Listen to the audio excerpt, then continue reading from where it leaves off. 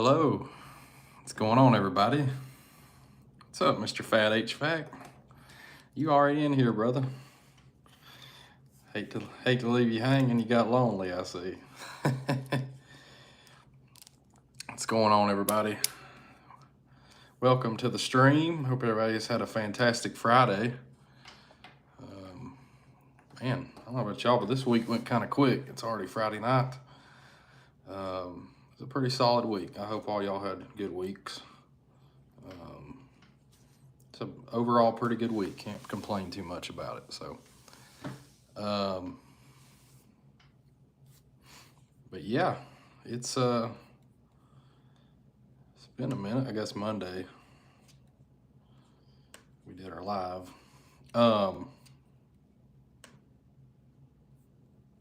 One second, guys. Trying to get stuff ironed out here. What's up, Mr. Comfort Medic? Welcome in, buddy. Can y'all hear me all right?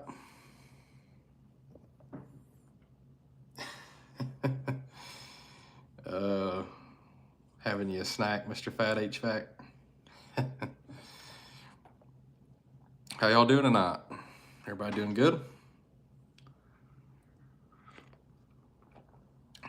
Like I said, it was a pretty good week for me. What is up, Austin? What's going on, man? Welcome. Hey, Brittany.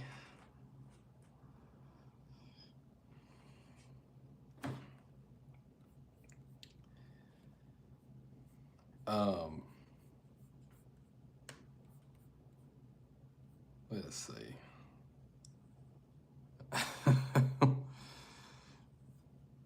Mr. Fat Hvac, have you had a few? Oh, man.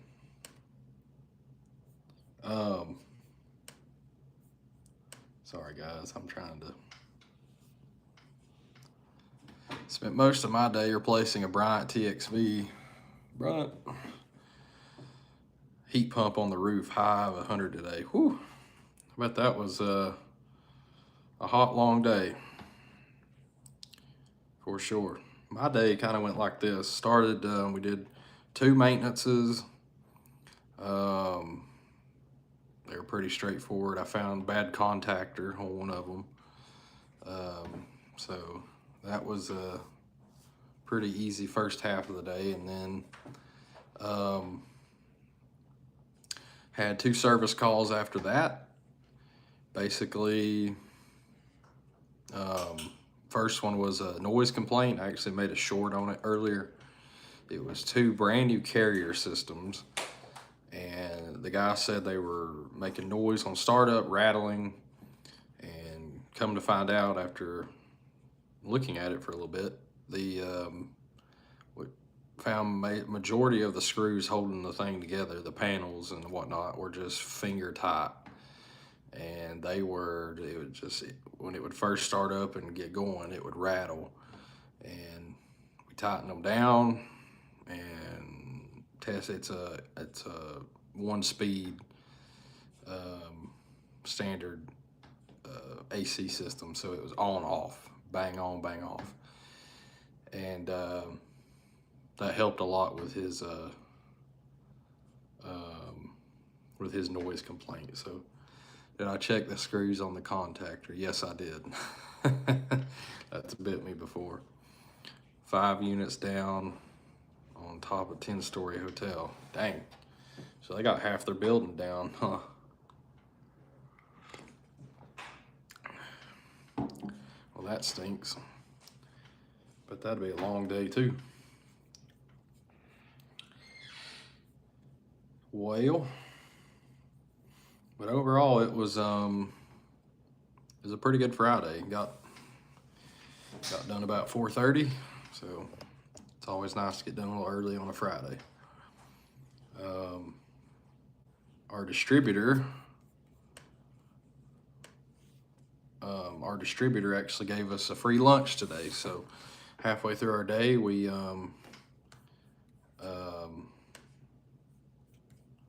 sorry guys, I'm having a technical problem. Okay.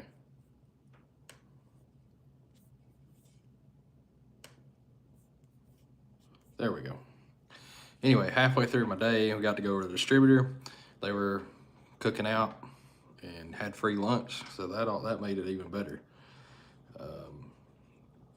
It's nice to be appreciated by the people you do business with. So that's awesome. Free lunch is great. A free lunch where you get paid is better. That's very true. All 5 units was Carrier. Well, the company I'm at is primarily a Carrier Bryant dealer, or that's what they install. So yeah, it's a very common thing for me to touch Carrier Bryant.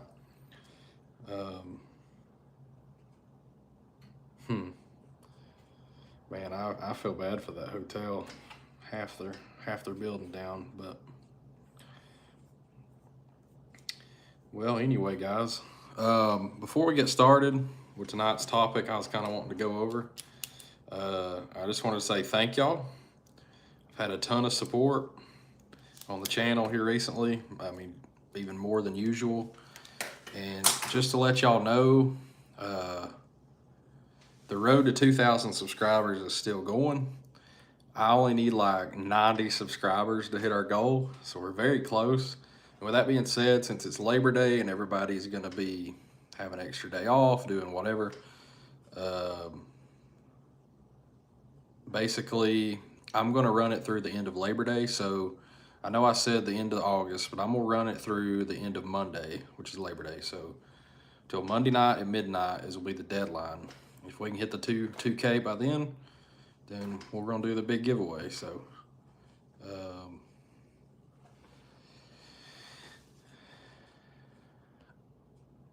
but yeah, I appreciate all the support so far. Just wanted to give y'all an update on that. And yeah, appreciate y'all guys. It's been awesome. Oh, Austin, last week we had a company cookout. I ate a couple burgers, hot dogs, chips, and got paid. That's awesome, Austin. My problem with eating big during the workday is after I eat, I don't want to do anything else. I'm ready to go home or kick back, you know. So, what's up, Rob? Welcome. Mr. Richard, thanks for coming in, buddy. I'm not sure of all these other people. I think we got some trolls in here tonight. I'm actually live streaming mobile tonight, trying something different. Yeah, thank y'all for joining, whoever y'all are. Thanks for coming in. What's up, Rob? What's up, Richard? But yeah, guys, thank y'all for the support. Like I said, less than 100 subscribers away. And if we can get there by Monday night, we'll do that. We will do that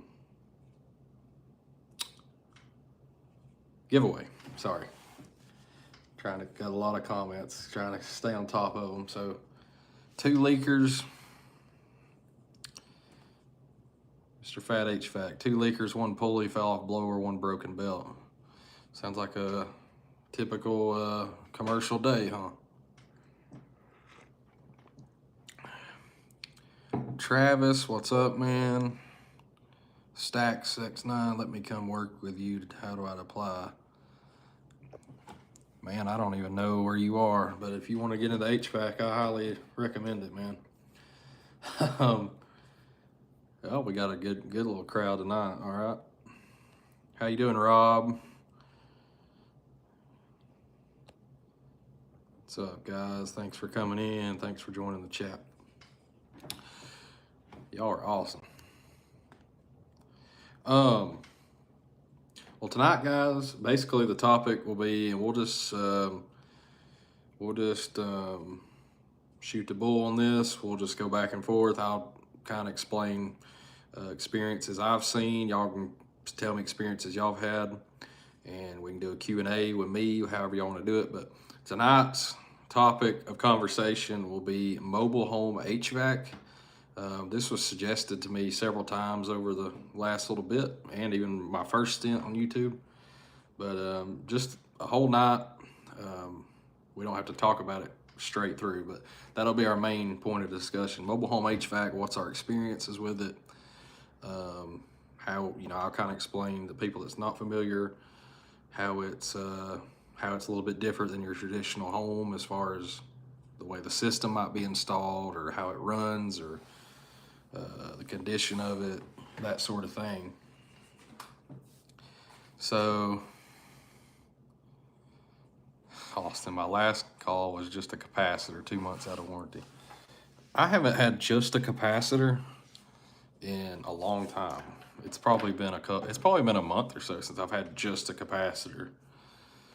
But it's like we get late in the summer and it's like the capacitor calls die way down. It's like an early summer thing. At least that's what I've noticed.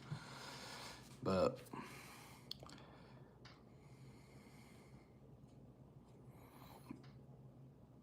three-day weekend, only I'm on call. Man, I hate that.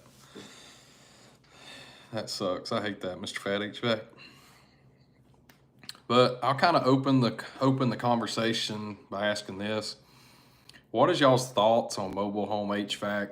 You know, you go to a mobile home. Do you like working on those style of systems? Do you not like working on those style of systems?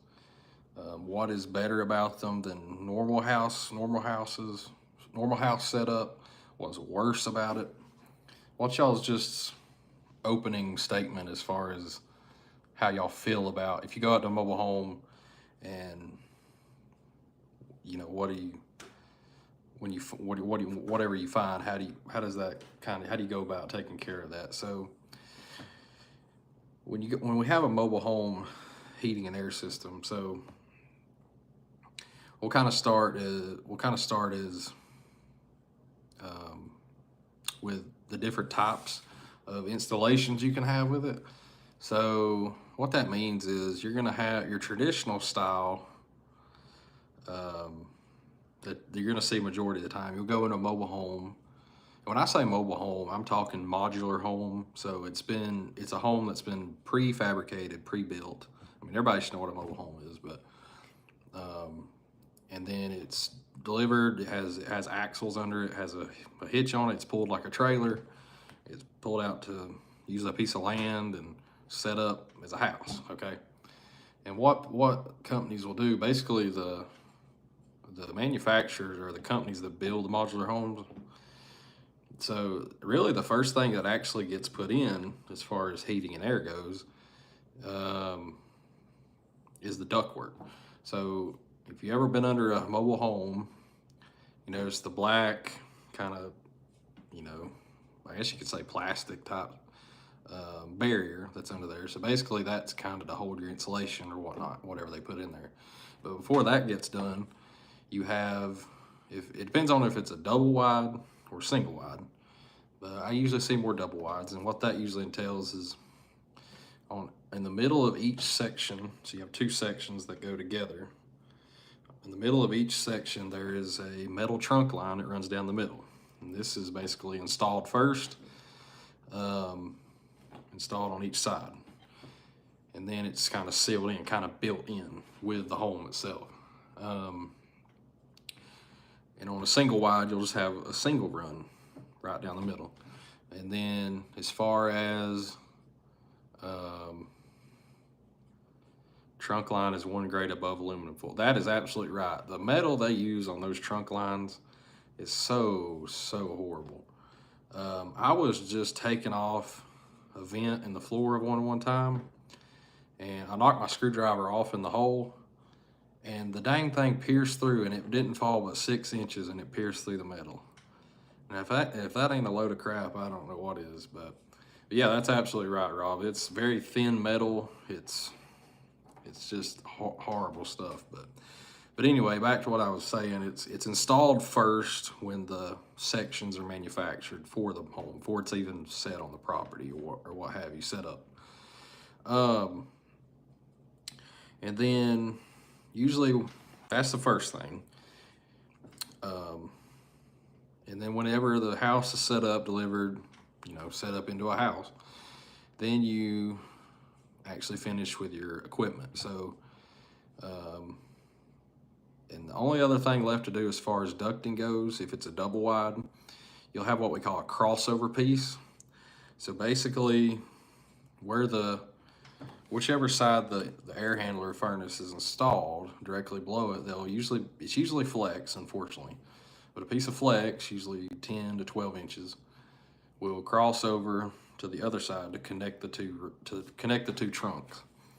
And so if you crawl under a mobile home and you just see one piece of ductwork, that's your crossover. That's not the whole ductwork. That's just where it crosses over between trunk lines. All right. And I will say, I don't know. Out of all the service calls I've ran on a mobile home, I would say 5 or 6 out of 10 is because of a destroyed crossover duct, where it's fallen off the finger tab, the takeoff, or it's been chewed up by an animal, what have you, and it's just leaking air. And they'll usually say, "Oh, well, one side of the house is not blowing any air," and that's usually a telltale sign. Okay, there's a 99% chance if it's a double wide, it's going to be a crossover issue, and it's pretty easy fix unless it's in a tight spot. But what's up, HVAC Ethan? Quick check of the chat. Mr. Rob, they always use the 22. Yes, they do. They always use the 22 gauge wire. That is very true. Mr. Austin, we don't do mobile homes. Our roots are with custom homes, hence our name. And mobile homes are not worth the effort in the modern market. Well, hey, I respect that. You do what's worth it. I mean, so yeah, that's cool to know. I like seeing everybody's opinions on that, or whatever they experience. What does a Texas tornado and a Tennessee divorce have in common? I don't know, Mr. Fat HVAC. What is it? A house on wheels, that's correct. Very correct. They're junk. Simple to work on. They definitely can be simple. But a house on wheels is very, very accurate description, for sure. Thanks for the sub, Marie. Thank you. Appreciate it. Thank you. Appreciate that very much. Yes, Mr. Rob, you bring up an excellent point. No commons at the thermostat. And yeah, no common wire. And a lot on the older systems, it's like a 2 or 3 wire setup on the old thermostats. Let me know if y'all seen what I'm talking about. But then if you ever replace the system, you gotta trudge and run a whole new wire. And a lot of times the thermostat's in a weird spot, and it just makes it a pain in the butt. HVAC Ethan, how's it in the field? How's it like in the field? How's it like in the field in general? It's amazing. Once you can kind of get your footing and get going, the field of HVAC is an amazing place. Every day is awesome. You have bad days, but you have bad days in any kind of job or career. But, the heating and air industry in the field, it's a good time. It can be very beneficial, and it can be very enjoyable. So it's awesome. Someone loses a mobile home for sure. Keep going, keep pushing, keep grinding, never give up on your dreams, never stop. Even the haters, bullies try to tear you down. Thank you, Marie. Appreciate it. My own house has a 2023 ton Goodman straight cool unit matched up with gas furnace, and the thermostat is a Honeywell T4. 2023 ton Goodman straight. As long as that thing was installed good, Ethan, it should last a long time. Make sure you keep the filters clean and the coils washed. Saw one yesterday that actually had a common hooked up thermostat. I was shocked. Yeah, Michael, for sure. It's very unusual to see a common with the mobile home style setup, especially on the older stuff. It's very uncommon. Dude, someone is losing a mobile home. Yeah.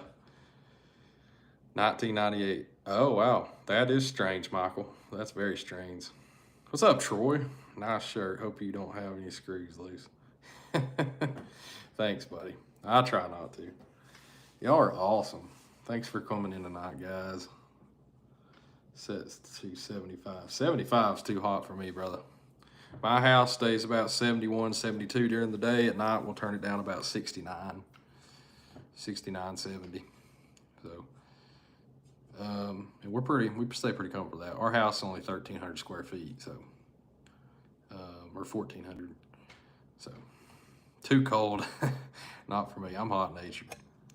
Hot natured. But yeah, heating and air systems.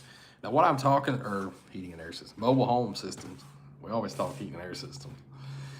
Mobile home systems. So I talked about the trunk lines that are pre-installed with the house when it's fabricated. But that's not always the case. But when it is, you usually have the two trunks. And what they do is, some brands, I'll name a few that actually specifically design, or not just a few, I know the one off I see the most, that specifically design their units just for mobile home applications. And that's usually Coleman. I see a lot of Coleman systems designed for heating and air, or I keep saying heating and air, mobile home heating and air systems. And what makes them so different, you might ask, from just your normal house? We had a trivia question on this a while back. So mobile home heating and air systems, 99% of them are downflow. They're downflow systems. So what does that mean? So it's designed to, most of the air handler furnaces in a mobile home are in a little designated closet that is fabricated during construction of the home. A little closet with the top open. So when the unit gets installed in, when I say downflow, the return is up top. So the return air, intake air, is pulled from the space above the system. And then the blower pulls the air down through the unit and into the ductwork beneath, and then it comes back up out the vents out the floor. Downflow, and then releases up.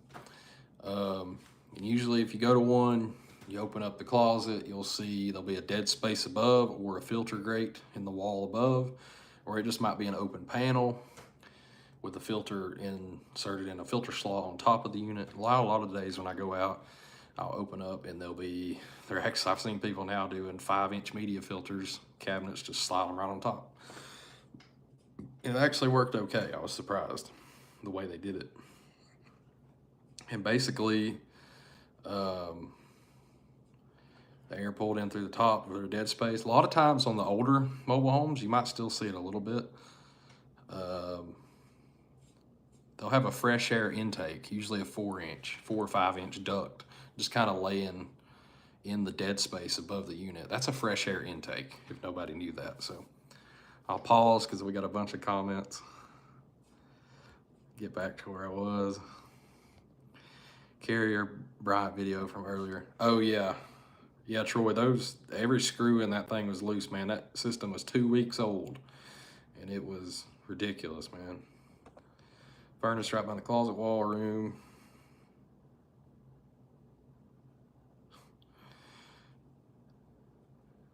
Furnace right by the closet room. My room. Mobile home gas furnace is a miracle of engineering. Yes, it is, Robbie. I was going to get to that too. Mobile home gas furnaces are a art in themselves, for sure. Downflow, the hat is fire, bro. Thanks. Multi-face Ted. Thank you, man. Go Dogs. Big day tomorrow. Big day. The way my system is that the return is in the ceiling and the vents are in the floor. Return is in the ceiling. Interesting. So that's got a lot of baseboard. I got you. So that's got a lot of duct work going on with that one. Mr. Michael Robstaub, that is wild. I've never seen a gas furnace in mobile home. Really, Michael? It's very common. I've seen it a lot. Very common here in North Georgia. As me and Rob are both in North Georgia, yeah, it's very, very common. So we went over downflow systems. You'll have the dead space above. And then you will have usually a fresh air intake sometimes with a 4 or 5 inch duct that usually goes up out the roof somewhere. So what other, that's kind of your standard heating and air. Oh my gosh, I just keep mobile home system, not heating. It is a heating and air system. That's kind of your standard setup for mobile homes. All right, the downflow split system. And then usually when the downflow system, your line set comes out, runs straight through the floor and out to the unit. Same with the drain, just like any other line set through the floor type situation would. Okay, that's kind of your standard, what you'll see, whether it's a heat pump or a gas furnace. A lot of times I've been to mobile homes where they have an electric furnace with usually a 10 kW heat kit, but it's a straight air conditioner outside. And it's like, why would they ever do that? It's just their power bill is probably unbelievable in the wintertime. But nowadays, you majority see electric heat air handler with a heat pump, probably the most common. But like Mr. Rob and Mr. Michael were saying, they do make a gas furnace downflow furnace specifically for mobile homes. And basically what that would look like, so if you look at it, say less pin is the unit, your blower is way up here at the top. The blower is way up here. And then let's say the clip of the pin, that's your exhaust going up the side. The blower is on the very, very top. And then down below that, you have usually a box mounted in the front with all your ignition controls and your control board, wiring, all your electrical components are usually set up within a box kind of in the front. All right, you go down toward the bottom, and here's where it gets interesting. Instead of your normal one-shot burners into a heat exchanger, you don't have a standard heat exchanger on these particular mobile home furnaces. Basically what you're going to see is, I'm trying to think of what it would compare to. I can't think of it off the top of my head. But basically you don't really have a heat exchanger. You do have a heat exchanger, but it's not like your typical heat exchanger with an inducer. Majority of them, they do have an inducer, but the burner compartment or the heat exchanger itself is more like just a giant, there's a window and a door actually you can take off in the front to look in there, but it's basically just a giant, there's usually just one giant burner inside, and it's just a chamber, and it ignites and burns in this chamber. And then it has on the side, like I was showing you, is your exhaust, and it has an inline, majority of them have an inline inducer motor. I actually have a video from a long time ago of me changing one. It's a plastic piece of crap, but anyway, it's an inline inducer motor, and it mounts toward the bottom of the stack. And then below that, you kind of have your gas valve, which mounts right in the center of the chamber, right below the window you look in. As right in the center of the chamber is the valve. And then usually on the older style gas furnace mobile home units, all of them were a freestanding pilot. So you had to light the pilot on all of them. I would say I've ran a lot of calls in the wintertime where it's a little old lady, and you get out there and she has a 15 or 20-year-old gas furnace in her mobile home, and the pilots just went out, or the thermocouple's bad. Changed several thermocouples on gas furnace. And then below that you usually have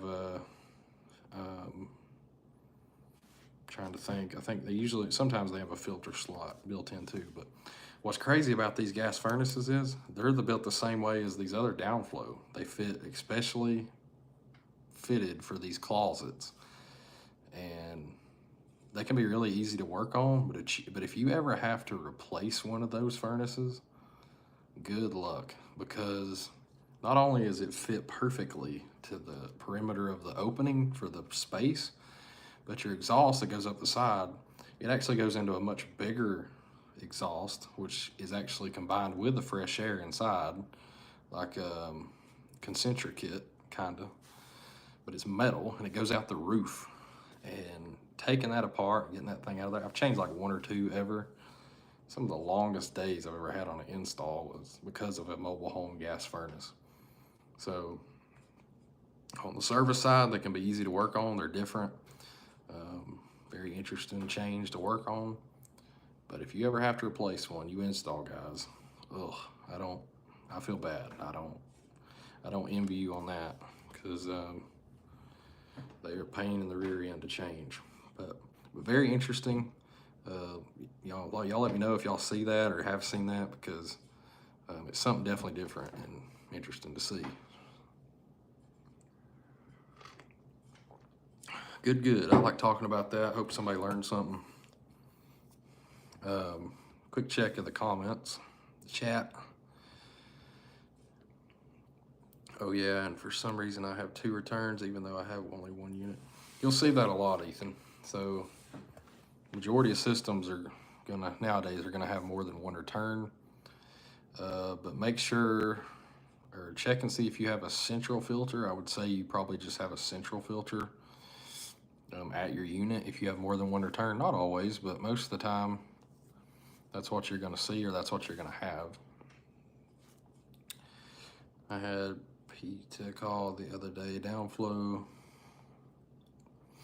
with a duct in the concrete slab and return in the attic. Wow, and I only had 84th return rate, 92th filter. Wow, that's crazy. I love heat pumps. I like heat pumps when they're cooling. I'm really not the biggest fan of heat pumps in the wintertime. I just really am not, I'll be honest with you. I'd work on a gas furnace any day of the week over a heat pump. Gas heat for the win. When I went into the attic, I found a few ducts broken and pulling in 115 attic air. Well, that will do it. That will affect the Delta T 100%. When a mobile home is being set up, a truck hauling a package unit should follow. 100%, Rob. I was actually going to get into that, buddy. That is absolutely correct. I was going to get into that here in just a minute. Let me fix this real quick. Is it normal to see a tiny bit of orange flashes here and there when the furnace is running? Yes, it is. And like Rob just answered you, that's dust particles. You know, these inside of these units will get dusty, get dirty. I've seen dirt daubers build nests. Dust will get in the heat exchanger. A lot of that's just particle stuff burning off. So it's really nothing to worry about. Now, if you're seeing the orange flashes, that's normal. But if your flame is like, your flame should be nice and blue.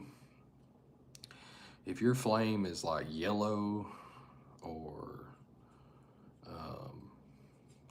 like pretty orange or yellow, then you have a problem that needs to be addressed for sure.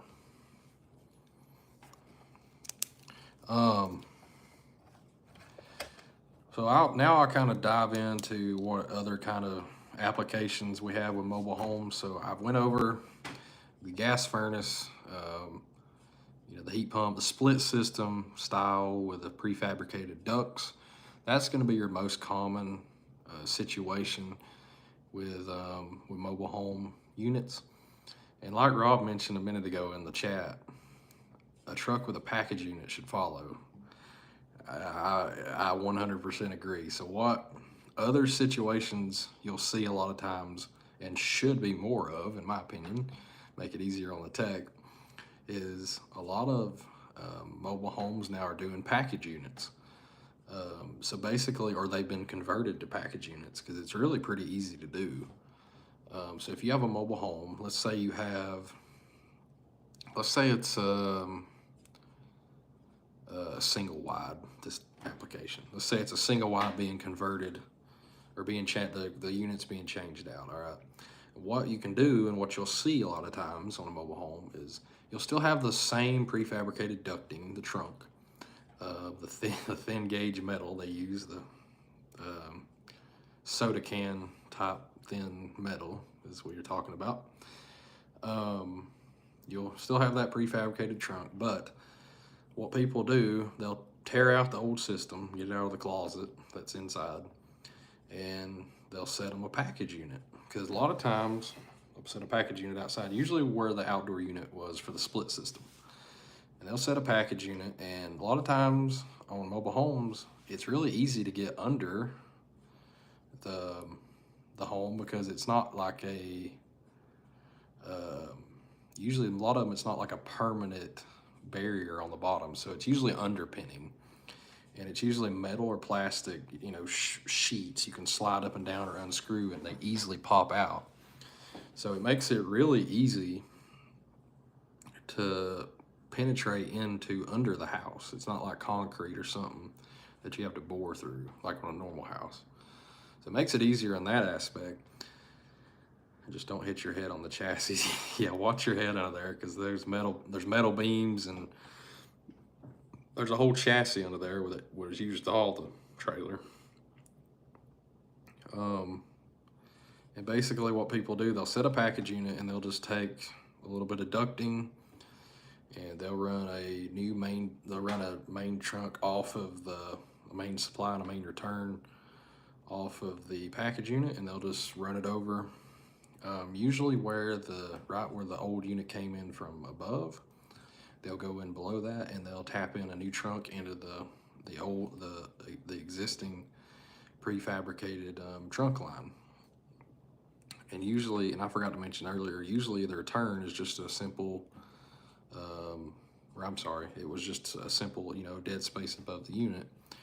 Now, the only thing else you got to do is just find you a central location near the thermostat, or in a central location of the home, and cut you in a new return, and just run that return from the floor over to your return port on your package unit.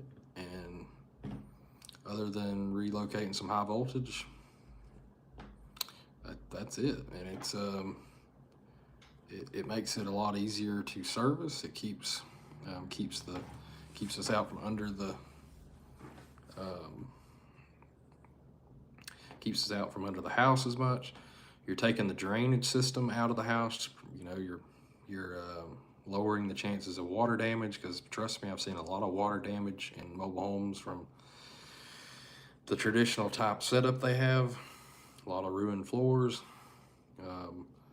I personally like the package unit route better. It seems to go better overall as far as servicing and just a general you know, good basis for me or the homeowner. So, all right. Yeah, package units all the way. And that could be a gas pack or a heat pump package unit. I've seen both. It's usually worked very well. So we went over that. That's kind of that kind of briefly, or not briefly, but that kind of tells kind of the basics on what kind of systems you're going to see in mobile homes. You have specifically designed systems with the downflow systems. You still might have your traditional package units installed. Another thing that's starting to get kind of popular with your newer modular homes or mobile homes, I've seen it a couple times now, that's mini splits. I have started to see a lot of cases that people are doing mini splits now in their mobile homes, and to my surprise, it's actually, now not every time, but my surprise, it's majority of the time it's been working well for people. It just all depends on where you put them in the kind of, you almost have to do a heat load on the trailer and the best you can, and kind of, you know, place it as if you were placing return and supply vents. You kind of do that with your wall heads, and the ones that have been placed right, it's worked well for people. So that's kind of your third and final thing that I could say that I've seen as far as what you're going to see if you run a call at a mobile home. Mini splits coming into play. So what do you know? I'm not a big fan of mini splits. Most of y'all know that, but they're part of our life. So I have to accept that. even with their R32 refrigerant. Oh man. I've never dealt with a mobile home system, but then again, I'm not an HVAC tech. I'm just an enthusiast right now. Man, I know you're just an enthusiast, man. If you're that interested, I would recommend um, you follow that. If you if you're at all interested in thinking you might want to, I would recommend it. Yes, that's very true. It's always a Nordine or a Coleman. Yeah, so you got your Coleman, which primarily um, they'll primarily design them for that kind of situation. And then Nordine is probably your second place runner up. A lot of Nordine systems going in. Your mobile homes, a lot of Nordine systems. I've probably seen that the most actually lately, especially with um, your newer stuff for sure.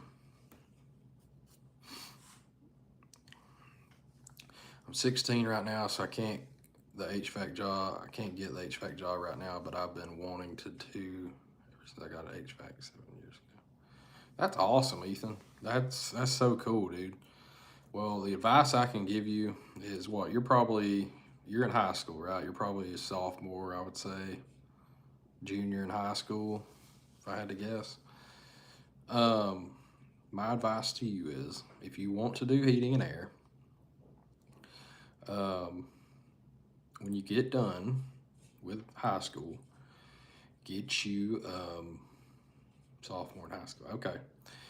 When you're getting done with high school, now in the summers before you graduate, look around at. Well, I'll start there. Before you graduate, if you're interested, look around your local heat and air companies. A lot of times, local heat and air companies were looking for helpers and apprentices in the summertime. Ain't that right, Rob? You can back me up on that. Companies, they're looking for new people to learn and train, and you're helping them in the summer, but they're helping you as far as knowledge, and that way it's just a summer, and that way you can kind of confirm, okay, yeah, I really want to do this, but if not, it's okay because you're still in high school, and that was just to kind of test the water. So that's just my little bit of advice for you, since you still have a couple more years in high school. If you can do an apprenticeship in the summer, if that's something you're able to do, I would recommend that route. And if that goes well and you get done with high school, then immediately try to get enrolled at a technical college. Find you one with a good heat and air program, and from there, basically, take off with that. And then after that, you can usually work an apprenticeship at the same time, or look at it thereafter. But that's my advice for you, man. I'd recommend you chase it 100%, see if you like it. For sure. Mr. Rob, some of them don't have king or queen valves. That's very true. That's very annoying too. Why they ever did that, I'll never know, but it's stupid. Happy to help, buddy. What were we talking about? I got off we just finished mini splits, popular choice. So that kind of goes over your basic applications with mobile homes. Something I wanted to get into is kind of the stuff I see, kind of the stuff that I would say is most common. And these are like annoyances, or not necessarily annoyances, but I think most of them can be. But it's just going to be like stuff you're going to expect to see this majority of the time when you go on a service call for a mobile home. So I kind of try to make this list stuff I've experienced. I'll share this kind of in this way. So something you're going to see a lot of times if it's a traditional split system, and a lot of times I forgot to mention too, it might not be a specifically designed downflow air handler. Some people will actually go in and turn an air handler upside down, flip the pan on the coil, or flip the coil, and send it. And a lot of times this happens with this situation, but I've seen it in other times too. They'll run the line set, and they'll block the dang door to the blower. So you're fighting that door for 20 minutes to get it off. And lucky for you, the blower motor's bad. So now we got to pump it down and cut the line set, pull it down just to get the blower out. And you're mad at the installer, you're calling him, and what you thought was going to be an hour service call is now over half the day gone. And it's just a fiasco. Awesome. Good night, Austin. Appreciate you coming on, man. Go get some rest, brother. You sound like you've been working a lot. See you, man. But yeah, you'll see this a lot of times. If it's an air handler turned upside down, you too, buddy. Air handler turned upside down, they'll have the line set blocking the door. Like, there is space to the side. They can make it work without blocking the whole door. So expect to see that. It's very annoying. Hopefully the blower's not bad. But if you got to pull it, a lot of times you're going to have to pump it down. So block doors with line sets, drains, same thing. That's not as big of a deal. I mean, you just cut it out and reglue it. It takes like 2 seconds. But when they make the line set where you can't even get the door off, much less any pull anything out, it's really annoying. But just keep that in mind, especially you, Ethan. If you get into it, you'll see stuff like that.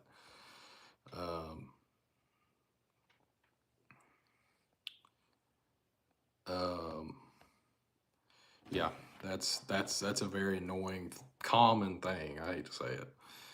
Another thing, I mean, most y'all can confirm this. I know that's worked on them. Majority of the time, now I'm not saying all people are like this, but a good majority, maybe half, of mobile home tenants, homeowners, what have you, they're not the cleanest type of people you're going to meet. Now, there have been some of the cleanest places I've ever been have been mobile homes. Don't get me wrong. But a lot of times you have the bad ones. Trash piled up. There's usually 2 or 3 cats running around, and you just know it's that kind of place. And where does all that gunk and just nastiness pile up? Right around the air handler. It never fails. If you walk into a house like that, you already know everything that's the origin of the nastiness is coming from that air handler. It's caked on the sides of it. The coil is basically just disintegrating from being half filtered its whole life. The blower has 3 inches of dirt and dust on it. The drain stopped up. There's been water dripping. I've seen water damage in front of the unit. The floor's falling in. It's caving in. So yeah, the nastiness, the overall just poor condition that brings from the dirtiness. Expect that, because they're not all crisp and clean. Like, some of them can be, but usually most of them are pretty nasty. So it's really another big downside that you got to watch out for. Would I rather work in an attic or work in a crawl space? Ethan, that is an excellent question. Me and my coworker were actually talking about this today, because we were in a 130-degree attic. And my answer is, as long as it's not the swamp from Hades and just gross beyond imagine and not too tight, I would rather have a crawl space, because the temperature, I've learned to kind of deal with being a little cramped, a little dirty, but I can't stay more than 10 minutes in a 140-degree attic. I can't concentrate, sweat in my eyes. So I have picked crawl space over attic. Now in the wintertime, I'll take the attic, it's fine, because it's cool up there. But overall, I will take a crawl space any day of the week. That's my answer. For a while, I thought, no, crawl spaces are nasty. Yeah, Rob, attic and winter, crawl space and something. Yep, true. But crawl space over attic when it's hot, for sure. For sure there. was gonna take a break for a minute. Let's see. Already went over that. Another thing I was gonna mention too, as far as, you know, we talk all the time about what's the oldest system you've seen, or man, you remember how old that unit was? Well, a lot of times, at least in my experience, some of the oldest heating and air systems I've come across have been in a mobile home. So the older ones, they build them to last for sure. I know I've ripped out some that were 30 to 35 years old. So the majority, I guess average you could say, of older equipment I've pulled out or seen at mobile homes. So just an interesting fact that I've kind of been holding on to, that I kind of was thinking back, you know, hey, a lot of old equipment I've seen that's lasted in these mobile homes. Nasty or not, it seems like, but Mr. Ethan, I remember the HVAC guy that installed my grandma 2022 Goodman heat pump had sweat dripping off his shirt when he was outside trying to install the unit. Yeah, that's a typical HVAC job. Little side story, so probably the hottest I've ever been was an attic. And I hadn't been in the industry long, maybe a year. And I was still kind of doing installs too. And I was in an attic. It was an all-day job, big old job. And, you know, it got to the point where, you know, it's hot, we're trying to take a break. We'll get toward the end of the day, you know, you finish in the hottest part of the day. We started like 7:30, whatever. You know, you get done between 3 and 5, roughly, unless it's a long one, but it's in the hottest part of the day. And you know it's bad. Okay, here's some advice. If it's 140 degrees in the attic and you start getting cold, you better get out. So my story kind of went, I was getting toward the end of the day, was trying to push through, sweating obviously, and then you start getting the cold chills, and you start occasionally seeing black dots. It's time to get out of the attic. I was probably a good less than a minute from blacking out. And you don't need to mess around with that, because another reason I picked crawl space over attics, because of that experience as well. But just not, you know, you want to push through, but concentrate on what your body's telling you, because I've heard, you know, not a lot, but there's, you know, heat strokes in attics have happened. It's a thing. So just something to keep in mind for sure. I was going to take a break. Rob, if you wanted to share something that you've experienced, or anybody else, I'll kind of open the chat for that. What's something y'all have noticed interesting, you know, about a mobile home heating and air system, that a call you've ran, or something you'd like to add to this discussion?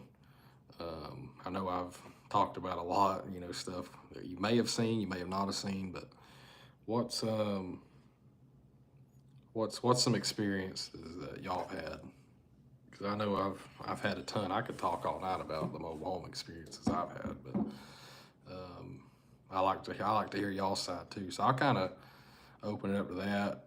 If you have any questions for me about other experiences, I'm open to that as well. Mr. Rob, rats roasted on the heat strips. I bet that was a sight for sure. I've only seen that one time. That wasn't a mobile home, but it was on a package unit.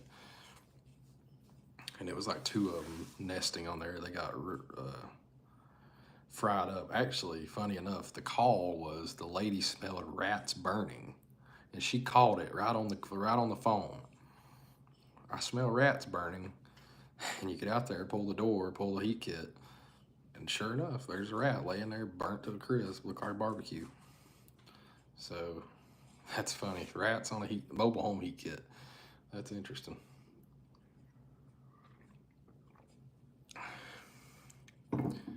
Yeah, any kind of animal glued to a heat strip is a sight, and probably didn't smell the best. No way. A crossover duct with a litter of kittens in it. Wow. That's wild. I bet that was a wild sight.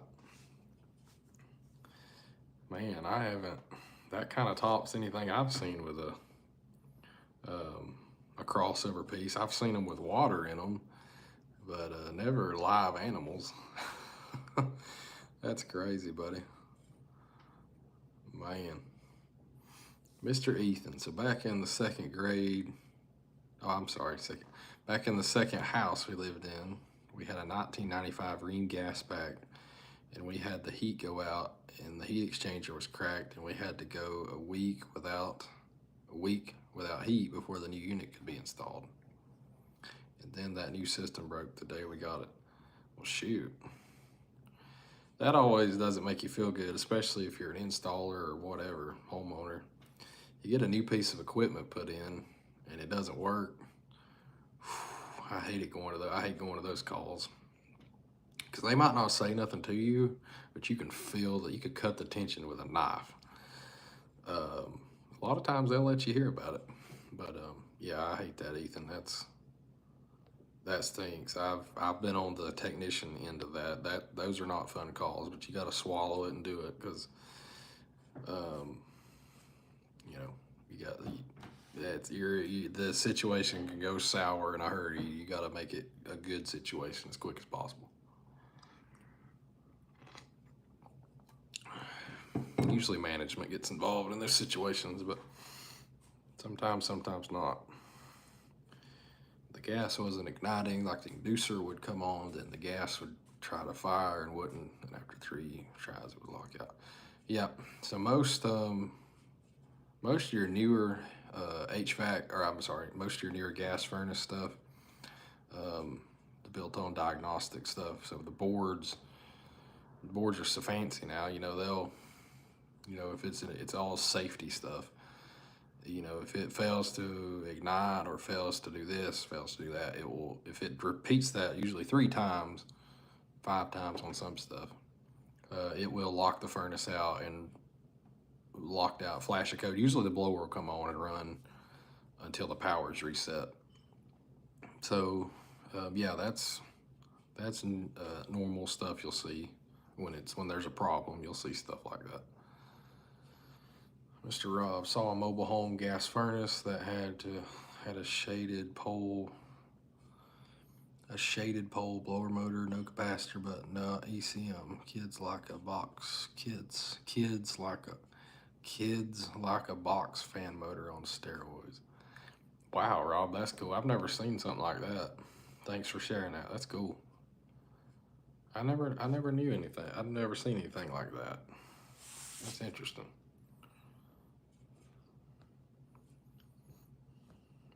That is cool, man. Sweet. Thanks for sharing that.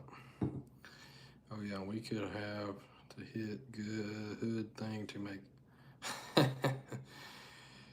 Yeah, I've probably the oldest gas furnace I've ever seen it didn't even have a deucer motor. It was all natural draft. It'd go up a hood thing. Now that was old. That's probably one of the oldest ones I've seen. I think it was like 34, something like that.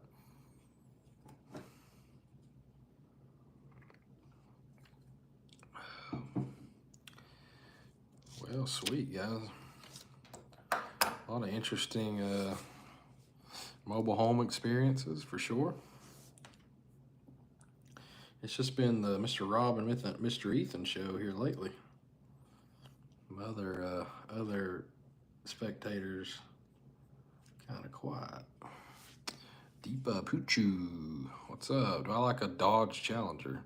I've never drove one, but they sound good. What trade is most annoying to come in after? That's a good question, Hvac. Most annoying trade. And I don't know what people think about us, but we don't really get in the way. I mean, too bad. I've had experiences with every one of them, but really what makes me really mad is I got to go with plumbers. And I hate to say that because the company I'm at now, we do plumbing. So I won't try to trash talk them too much. But how many times have you ever went to a house and you go to a crawl space and you got to crawl over? I mean, not that you got to crawl over it, but the main sewer pipe coming out of the house or the main drain line. Why do they mount it like? Why do they mount it like 8 inches off the ground? They couldn't have mounted it a little bit higher for us to go over, a little bit lower. We could get. It's like right in the middle where we can't squeeze over top of it, but we can't squeeze underneath it. That makes me so mad I could spit. Um, it's like, why? I mean, is it a code thing? Does it have to be like that? I don't understand. I've seen them a lot lower. I've been able to go over the top of them, but when they mount the sewer line in a spot where you have to crawl like way up the crawl space to go under a smaller portion or go in from a different way, man, that really irritates me. And I've had other water lines in the way. So yeah, plumbing for sure. Electrical every now and then. But electrical, most of the electrical is usually a little bit neater, and it's easier to go around a wire than a pipe. So for sure.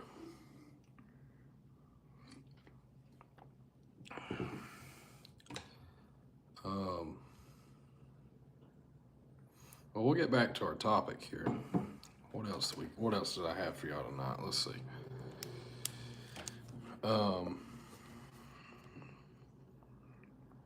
They just do what's easiest for them, not us. That's very true. I'll admit I'm guilty of it when I'm installing something or I'm a part of something. I'm not thinking about the other trade guy. I mean, if it's collaborating with them, then I will think about it and make it a certain way. But most of the time, industry, we don't really think about each other, and that's probably why it leads to stuff like that. So that's a good point. Ethan, you're trying to start a fiery debate from me, huh? What's my opinion on nests? In my opinion, I don't like them all. I'll keep it short and sweet. Nests are the worst thing in the world. Period. Done. All right, moving on. I hope that answers your question. Got that done. So what else can we say about mobile home HVAC? Kind of explain about what you'll see, some of the experiences I've had. I just remembered one. I talked earlier about drainage issues with systems. So I went out to a service call, and it was a dude, kind of a trashy dude. I'll go ahead and say that. So went out to his house, and he had just claimed he had an issue with the unit. He didn't really give any more info than that. Get out there, he lets me in, and this dude is calm as a cucumber, cool as a cucumber. He's not panicking. Makes me wonder if he was on something, because he was that chill. Walk in, and like half of this dude's trailer, it's a single wide, the carpet is just soaked. The carpet is just absolutely soaked. Another reason package units are better, choice for application. But this dude's carpet is just soaked, and the drain's backed up. And I walk over to the front of the door and pull open the closet door, and it's just a waterfall coming out of this unit, and this dude's not just nonchalant, like, whatever. So I clear the drain and whatnot, and it's just, and that's another inconvenience that they can have, is the only way to really protect the interior from water damage is, the only thing that'll work in most cases would be a floor switch, a wet switch, because the way the drains are, you can't put a safety tee on them. There's no condensate fan under it because it's a downflow. It goes through, the ducting goes through the floor. the primary trunk. There's no drain pan under them, so you can either do, sometimes if it's an air handler, you can do an SS2 switch. It depends. But yeah, there's usually no P-traps, there's no drain switch. So a lot of times you'll have a lot of times I'll see people just wire in a wet switch and lay it down right in front of the unit, right kind of usually where the drain terminates out the floor. They'll put it in that area. But other than that, there's really not any other good way to protect from the water damage. And this guy, this guy was not panicking at all, but I couldn't imagine what under that carpet or under the, what kind of damage it was doing underneath, or how long it had been like that. But it was a crazy ordeal. But that's just a taste of what you might see. And he was one of those. That was one of the more uncleanly calls, I guess you could say, I've ran. So, and then like I mentioned earlier, some of the cleanest calls I've ever ran were mobile homes. I ran a call one time, and this place was an immaculate. It was a Hispanic lady. She lived by herself, and I walk in, she's just constantly cleaning. This lady there's not a piece of big stuff to small stuff. Everything is in perfect order. I knelt down in front of the unit, standard split system. I could have ate off of her floor, that clean. I could have ate off the inside of the unit. I mean, it was just everything. It was just so clean. Makes it so much easier to work, and it just feels good. But I remember that lady so very vividly because how clean she was and how clean she kept her house, outside and inside. The whole place was immaculate, gorgeous. So yeah, just because it's a mobile home or a trailer doesn't mean it's going to be trashy people or a trashy place. It can be very much right the opposite. Yeah, majority of the time, a lot of them are easy fix. I talk about the experiences I've had, situations. I'll kind of go in for a second, like, what do I see most probably when I run let's say a no cooling call on a mobile home?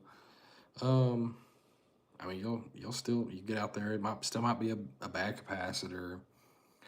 You really don't have the clogged drain tripping the safety. You don't really have that call. Other than that one y'all told y'all, I haven't seen a ton of clogged drain calls on mobile home. I mean, it's not as common. A lot of times, majority of the time, it's going to be more of your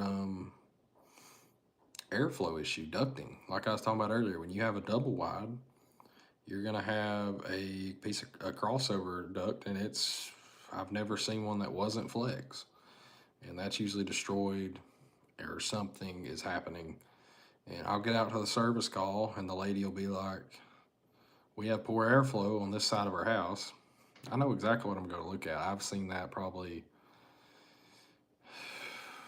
I don't know, 75% of calls in the summer for that exact situation.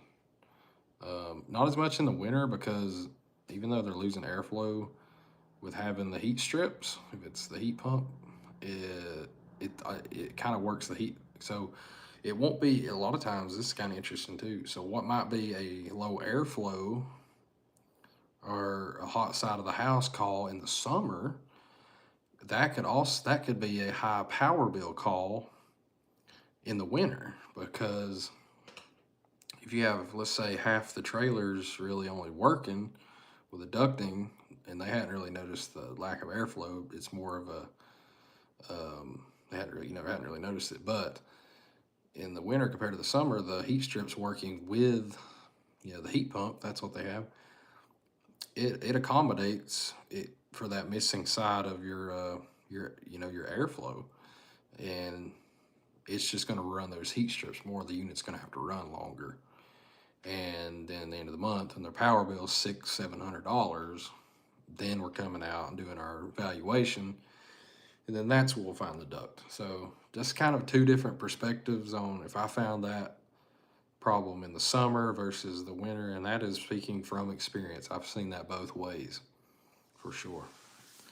Mr. Rob, airflow balancing is always an issue in far-reaching rooms, especially on the opposing trunk from furnace. Yeah, absolutely, Rob. Call today was actually 2 calls today. This wasn't the primary reason for being there, but the call with the noise and our last call today, they both ended up needing air balancing. Luckily, though, both places, at least I think one of them didn't have one, but both had manual dampers. As I'll go ahead and say, every supply or every ductwork system, every supply line should have a manual damper, period. Every one of them. And we were able to actually satisfy this client's need of wanting more airflow in this room. And that was a good feeling. So yeah, that's kind of a side note. Every supply should have a manual damper on it, for sure. Most of the older mobile home systems are heat strips with AC only condenser. Yeah, that's true. I mentioned that earlier, Rob. So a lot of times, especially the your older situations, it'll be an electric air handler with the heat strips, but a straight air conditioner outside. If that was me living there, I hope I was in a renting situation where I didn't have to pay the power bill, because I bet that was, that particular setup around here in North Georgia. I mean, we'll go weeks at a time where it's barely at freezing, for a week or two. It'll not get 33, 34. So it gets cold. It gets hot here in North Georgia, but it gets super cold too. So we definitely have, I wouldn't say all 4. We do have all 4 seasons. But it's primarily 2, hot and cold. Sorry, probably didn't hear it because my wife was interrupting you. She was. I don't know when. Interrupting me or you. That's funny.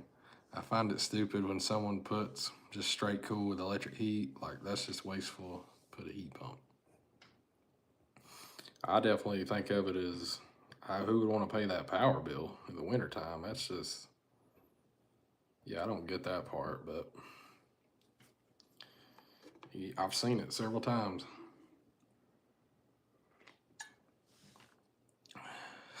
IDK, do you like Beyonce? I'm not a huge Beyonce fan. I'm a primarily country music person, as you can tell.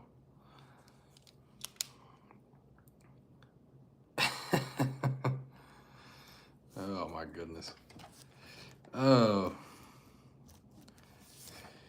But yeah, running service calls on mobile homes, I used to get kind of skittish of it because it was different. But after repetitive and being repetitive and repetitive and repetitive, I got used to it and I actually learned to enjoy it. So, because I know because the setups don't really change, and you kind of know where to, and a lot of them probably gonna be the same brand, the 2 or 3 brands, that's it. And you kind of know exactly where to go a lot of times, or jump in and check. For sure. I had to deal with 81 degrees at my aunt's house. Ooh, that's not fun. I was actually a minute or 2 late on the getting on the stream, because I actually been texting a lady that has a system down. So I was trying to text her and help her a little bit that I could.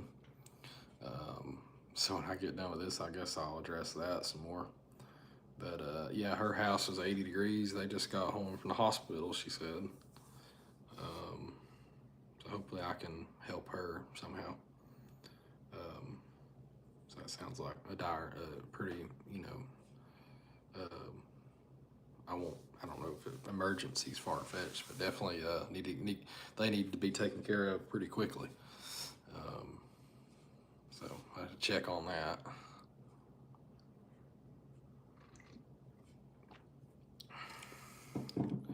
Well, let's do a little diagnosing over live stream YouTube, Ethan. So you said it's 81 degrees in the house and it's set to 74.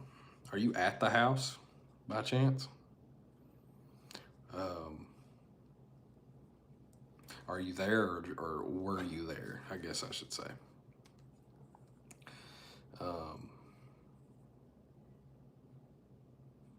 Okay, so it's down to 74. It's 74 now. It was 81. Is that what you're saying?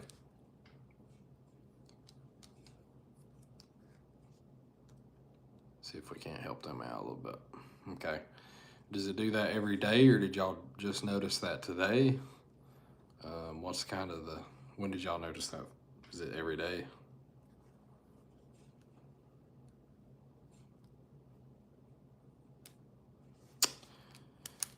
A lot of times, if a system won't keep up, you're in the hottest part of the day, that could be a couple different things. It could be that the system's undersized, the attic's not insulated properly, the ductwork's not insulated properly, it's old ductwork. There could be, like Austin was dealing with earlier, he said he had return pulling in attic air. If it's 120 degree attic air, your supply air is not going to be very cold. So it always struggles even at 85 outside. Wow. And I mean, a very obvious situation is it's low on refrigerant. The charge is off. Might be a leak. That's probably going to be it. I mean, it's probably your most common thing.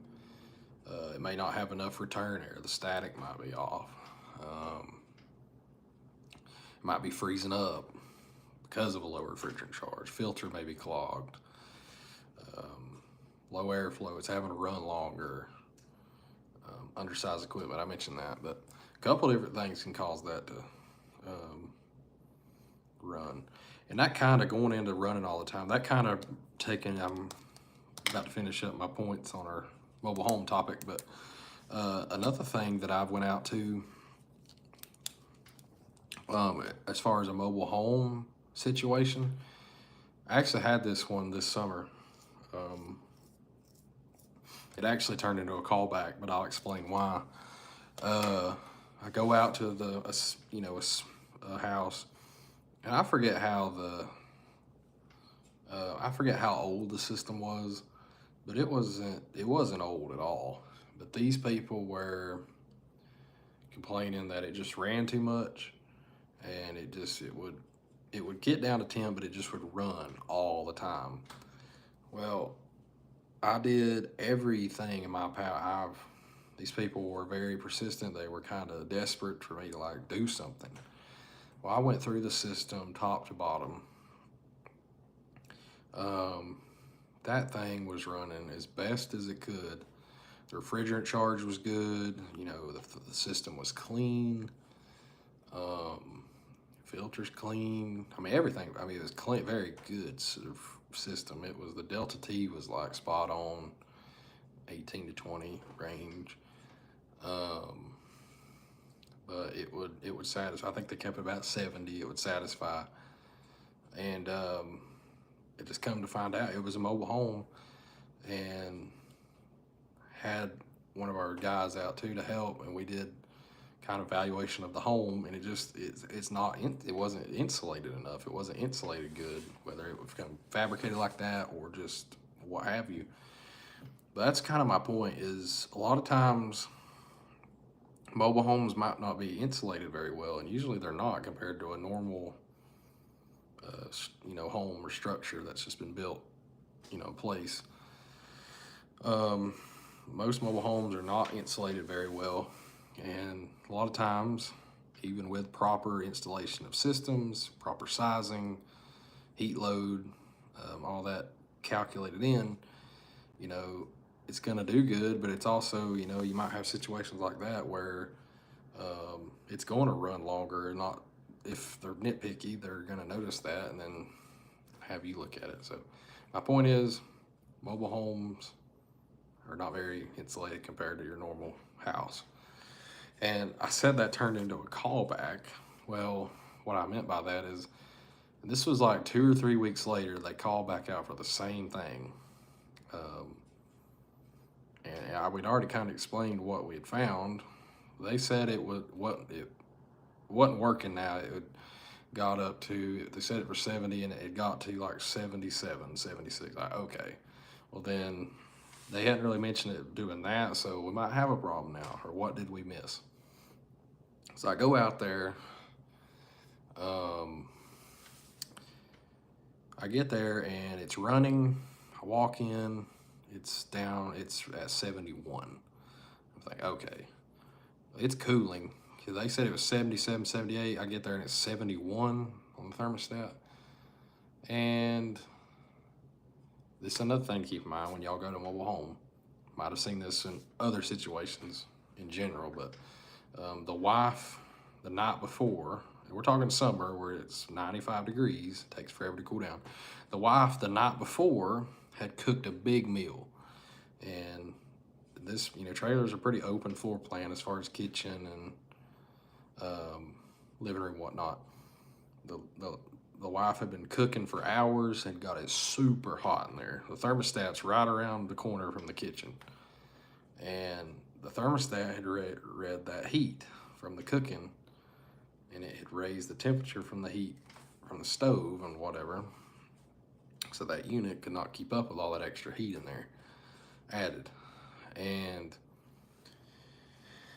they called late that night and got on the schedule for the first thing in the morning, get out there, and it's finally, with that heat gone from the cooking, it finally worked its way back down. And they were just convinced, oh, it's something wrong, but eliminated that. And once we got out there, but just keep that in mind, there can be service calls created by input from the client, the customer. In this case, the lady was cooking, the heat affected the thermostat. There we go. So that's another thing you might can see, but I know I've seen that a couple times, that time in mobile home, but also seen that with, other just regular houses too.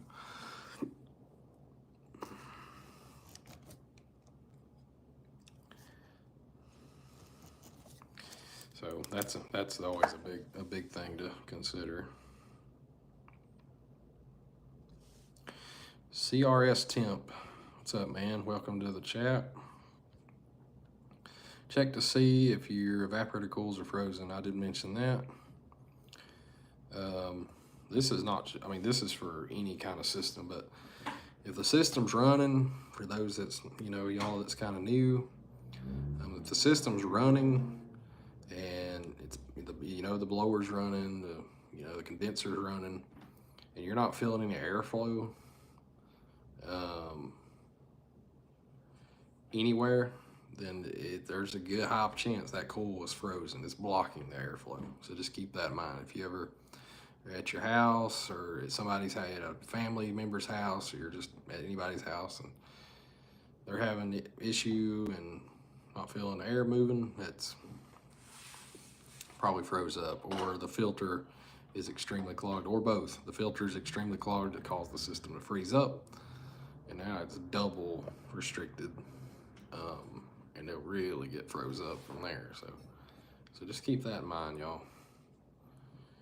So going back to Mr. Ethan's aunt's house, sorry, buddy. It was serviced last year when we thought that was the issue. Everything was fine, even refrigerant levels. Okay.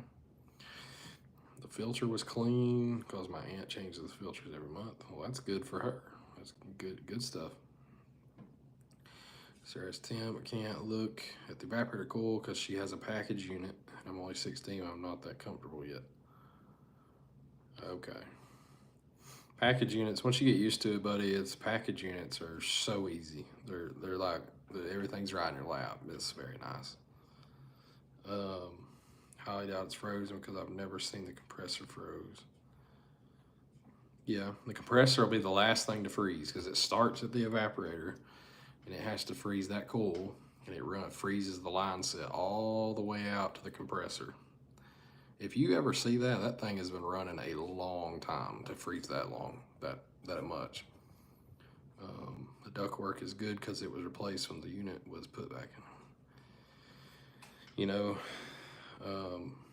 that's good. The ductwork's new, and if the ductwork would have been a problem from install, I think it would have showed you this issue in 2018 instead of 2024. So, for sure.